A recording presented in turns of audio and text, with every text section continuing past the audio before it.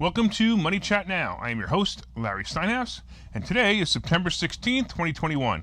Hey, just a reminder, if you like the show, hit that share button, hit that like button, and let me know you enjoy the show by leaving comments and getting involved. Of course, don't forget to subscribe to the YouTube channel and hit the like the Money Chat Now page on Facebook. Money Chat Now is brought to you by Investor Schooling. You can attend a complimentary class this Thursday by going to investorschooling.com. You'll learn about real estate investing, stock option trading, and you'll learn it from those who do it every day. All right, on today's show, we're going to be discussing some cool stuff like the market update. We're going to be talking about the U.S. economy outlook, the Facebook files, dun dun dun, the Ford F-50, and we'll be talking about whether Bitcoin will rise or not. We'll talk about that in a minute. All right.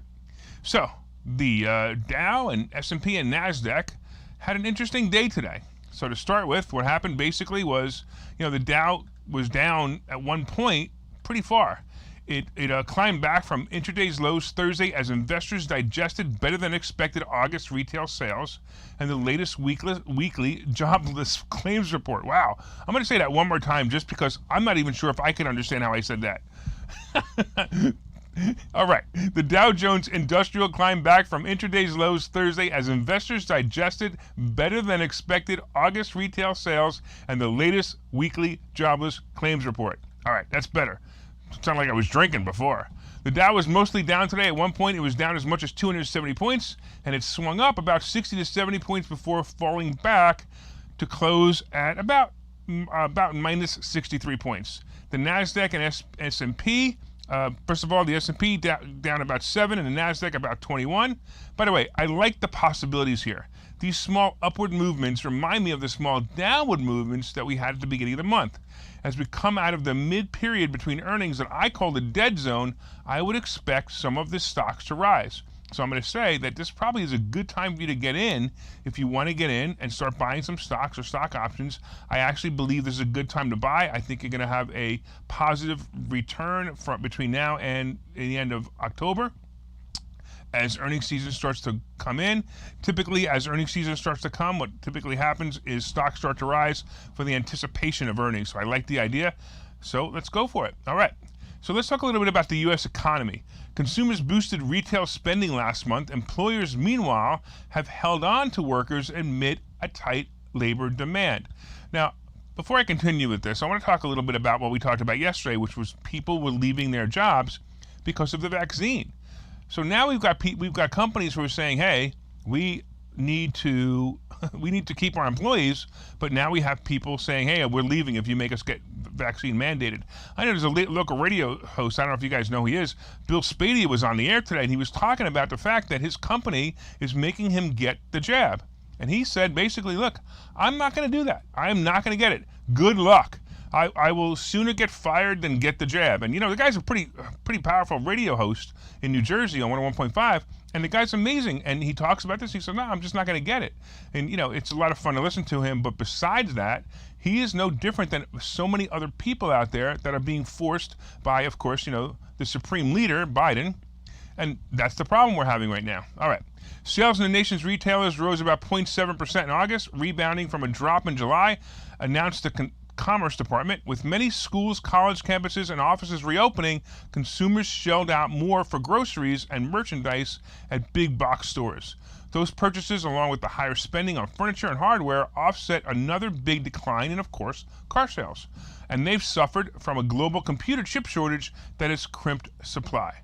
Meanwhile, initial job claims rose 20,000 last week to 332,000, but remained near a pandemic low claimed by the Labor Department. Layoffs caused by Hurricane Ida, which hit the Louisiana late in August, likely contributed to the increase. So people lost their jobs in Ida, and hopefully that will be temporary, and hopefully they'll get their lives back together.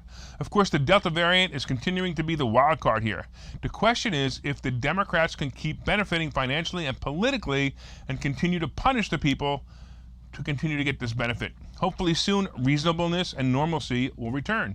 The one place where Democrat variant continues to leave a mark was at eating and drinking establishment. Sales were reported basically about the same as it was last month. Travel-related services aren't included in the retail report. However, but private data shows that spending on flights and hotels also slipped last month. All right, so what's basically happening once again is because we have to wear masks and we were afraid to, and so, look, there are some people actually afraid to travel. Oh my God, I might die. I might get that bad cold. That's some people. Then there are people like me. I'm just not going to get on an airplane wearing a mask. So I'm not flying. They're not flying. Then you got the people in between going, you know what, maybe I won't fly today because I'm just annoyed by it. Or hey, if Larry's not going to go to that event, I'm not going to go either. Anyway, an interesting fact remains that many Americans have built up significant amount of savings since COVID-19 crisis began, thanks to both an initial sharp reduction in their spending and the large amount of income relief the government provided. You know, I don't know who you are watching this. If you're watching this and you are one of the people who took advantage of a lot of the plans that the government put together, like the EIDL loans and the PPP loans, you did very well last year. I'm going to tell you that I did very well last year as well. And sure enough, they're absolutely correct. I was able to sock away some money, and if I want to go away, I can go away. The problem is I won't be able to until some of the nonsense stops. So as a writer for this news show, I've noticed the word Delta variant in almost every article I read for research. Maybe the news is so boring that the journalists need to keep this going or just keep people watching. When the nonsense ends, the people are going to spend the money and they're going to go on vacations. That's the point. All right, let's do this. We're going to take a quick break because I want to talk to you about the Facebook files in the Wall Street Journal.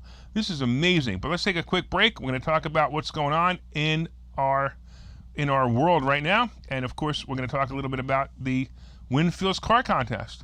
And the Winfield's car contest actually is the wrong commercial, but it doesn't really matter. Whatever he plays is okay with me. So play a commercial. Hey, if you were listening to Investor Schooling Live today, I'm Phil Falcone, and I made the decision today on air that I'm going to be giving away this car. You want to take a look at it? Let's do it. How would you like to pop your top without ever getting out of the car? Huh? It's pretty cool. You can do it at a red light.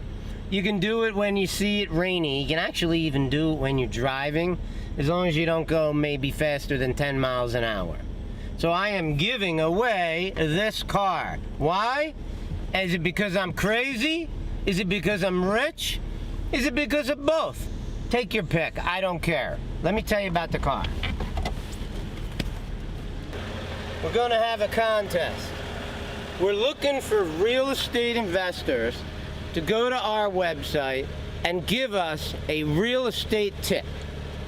And you can have people that you know vote on the site about which real estate tip is the most quality, most valuable to them. So let's just say that our contest is going to be looking for quality real estate tips and for votes.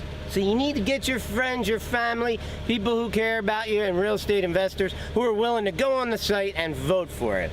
And I will give you this car.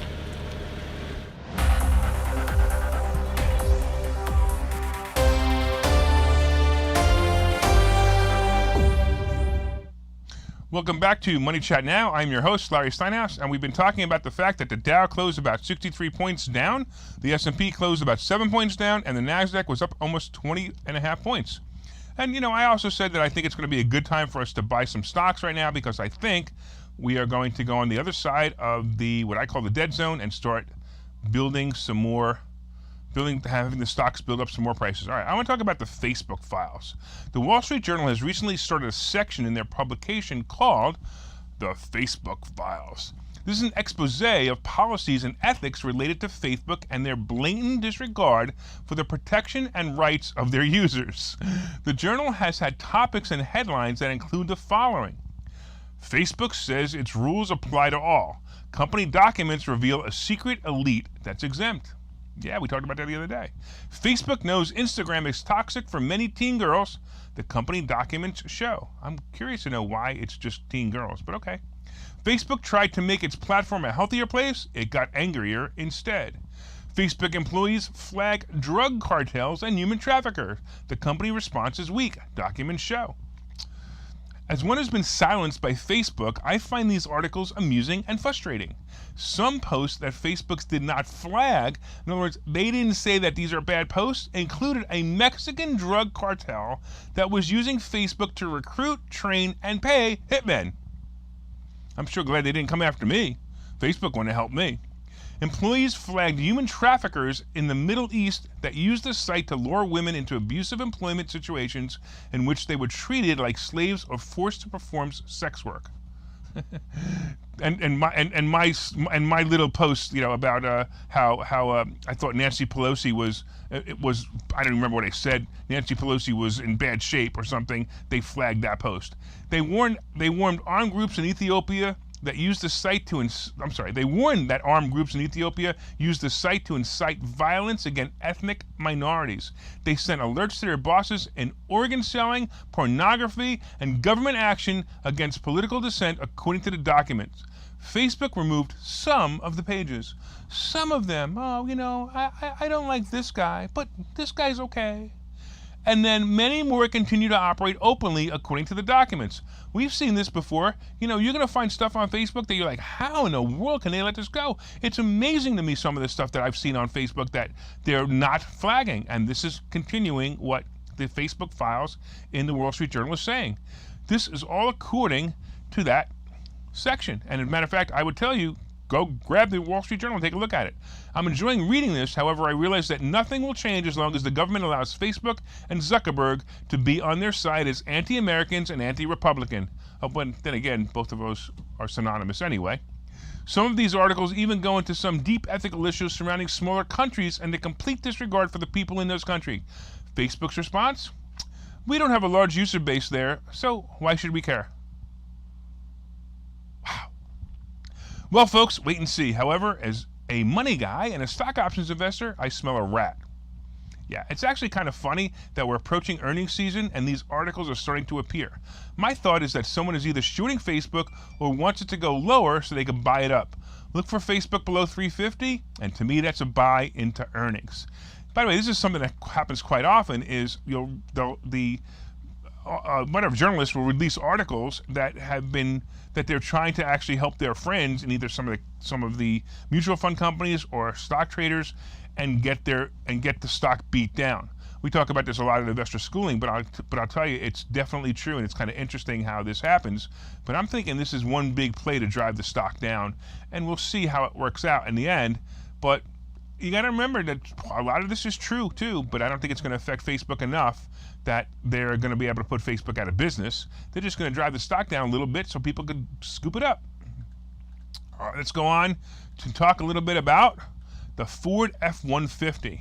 So if you haven't seen what's going on with the whole world right now, as you know, we've got cars and they're having difficulties making cars because of the chip shortage.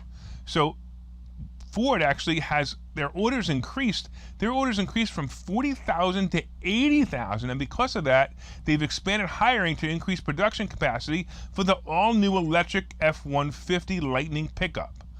Wow, I'm just blown away by these people that want to buy a Lightning pickup, the F-150 electric Lightning pickup. I think it's pretty fascinating. That means that there are a lot of people out there that are interested in electric vehicles. I don't really know how I feel about it, but I find it interesting. The Detroit automaker said that Thursday it plans to invest an additional $250 million and add 450 jobs across 3 Michigan facilities, including the Rogue Electric Vehicle Center, which is building the truck to double annual production capacity for the vehicle to 80,000. And again, that's up from 40,000 a year ago. Now, I wonder how they're going to get employees if some of the employees aren't going to get the vaccine. Are we going there again? Nah, we'll stay out of there. Okay. Ford has now invested about $950 million in production of a hybrid version of the truck and the electric F-150, which is scheduled to go on sale starting at about $40,000. I'm also surprised at this too. I have a Ford F-150 that I paid $48,000 for, and it's not electric. So I'm wondering if electric vehicles are actually cheaper to make than the combustion engine side. The reservation number has been growing quite rapidly since we launched it. Thursday at the Rogue plant in Dearborn, Michigan, that's where we're increasing capacity and building them as fast as we can. It's nice to see in my opinion, it's nice to see other players in the electric vehicle world besides Tesla. By the way, I believe that Ford and GM may actually have a chance of growing their electric vehicle division to be bigger than the combustion vehicle engine in the near future. All right, let's get into a commercial real quick. Well, actually, you know what? We're going to talk about. I'm even going to go back to the. I'm going to even say let's go back to the commercial that we were supposed to run now, which is the Winfield's car contest. Do you want to know why? Because nobody's in the contest. Get in the contest, will you? You know, you want to win Phil's car? It's a great car. Check this out. Phil will tell you all about it. I'm going to make you watch it again, and I'm going to make you watch it every single day until you join the contest. Hey, if you were listening to Investor Schooling Live today, I'm Phil Falcone, and I made the decision today on air that I'm going to be giving away this car. You want to take a look at it? Let's do it. How would you like to pop your top without ever getting out of the car? Huh? It's pretty cool. You can do it at a red light. You can do it when you see it rainy. You can actually even do it when you're driving, as long as you don't go maybe faster than 10 miles an hour. So I am giving away this car. Why? Is it because I'm crazy? Is it because I'm rich? Is it because of both? Take your pick. I don't care. Let me tell you about the car. We're going to have a contest. We're looking for real estate investors to go to our website and give us a real estate tip. And you can have people that you know vote on the site about which real estate tip is the most quality, most valuable to them. So let's just say that our contest is going to be looking for quality real estate tips and for votes. So you need to get your friends, your family, people who care about you, and real estate investors who are willing to go on the site and vote for it.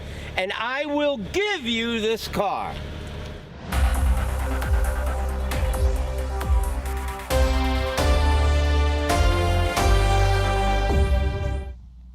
Welcome back to Money Chat Now. I am your host, Larry Steinhouse, and today we've been discussing some really cool stuff.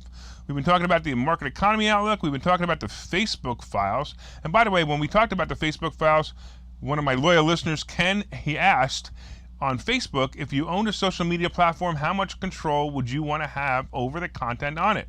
So he's asking me what control I would want, and here's the answer. I don't own a social media platform. I'm just not smart enough to have done that. If I would have been smart enough to have done that, I'd probably be in the same position as Zuckerberg and, had to pick a side and do whatever I had to do. That's about the answer. That's probably why there's other social media platforms now that are actually competing with Facebook, and hopefully one day they will become the norm and Facebook will become the, I don't know, whatever that old place was that Tom was on. Anyway. Let's talk a little bit about Bitcoin. The Bitcoin price chart has flashed a bullish signal seen as an indicator that a big rally could be on the way. On Tuesday, the cryptocurrency formed a golden cross, which happens when the 50-day moving average crosses through and above the 200-day moving average. So I'm kind of person that doesn't really like that kind of a chart. But hey, it happens and it plays out pretty well sometimes. So now the 50-day moving average crossed upwards above the 200 moving day average, which means that there's a lot of people interested in this stock right now, or actually in Bitcoin. Traders and analysts use it as an indicator that a market trend is about to turn more positive. The opposite, which is usually called a death cross, would indicate a bearish change. Bitcoin's price had been trending upward since about the end of July, but tumbled last week around the time El Salvador adopted it as its legal tender, and over-leveraged traders liquidated billions of dollars in Bitcoin positions. The price fell from $52,000 to about $46,000 that day. I got to be honest with you, it had nothing to do with El Salvador. It just happened to be bad luck for them on that day. Still, the price of Bitcoin has bounced back about 6% this week and about 24% in 3 months, signaling this potential change in long-term trend. I personally, I'm in Ethereum, and I'm also in Dogecoin because I just think it's funny to be in Dogecoin. Of course, these signals are not always true indicators of the future. However, it's definitely reinforcing my buy rating on both Coin and Robinhood stocks. These stocks rally when the currencies rally, and I'm going to tell you, watch for it. It's going to be an impressive change. All right, again, I've been telling you all week that the opportunity is coming and it's around the corner. If you get in soon, the stock market's going to be good for you if you just do it now. Twitter to me is still a good play. Apple keeps moving down. So if Apple keeps moving down, I really, really want to see Apple in the low 140s or even below 140, and I'm going to jump all over it. I think it's going to be a great play. As I've said before, Coin and Hood may be the play shortly with cryptocurrencies moving the way they're moving. Listen, CCL, RCA, AAL, they all had interest today. You saw some things going on over there. Of course, once again, gold and silver are still a pain in my butt, but hey, they might be buying opportunities. All right, I want to thank you again for watching Money Chat Now. Please like and share. Please leave comments. Please subscribe to the YouTube channel, and please like the Money Chat Now page on Facebook. From time to time, I own some of the assets and options discussed on this show. The opinions discussed on this show is solely mine, and no one has asked me to discuss them. I want to thank you again for watching Money Chat Now. We look forward to your continued support. See you tomorrow, every day at 4:03 p.m. Hey, go to the Facebook page. Go to Money Chat Now Facebook page and like it. Thanks, guys.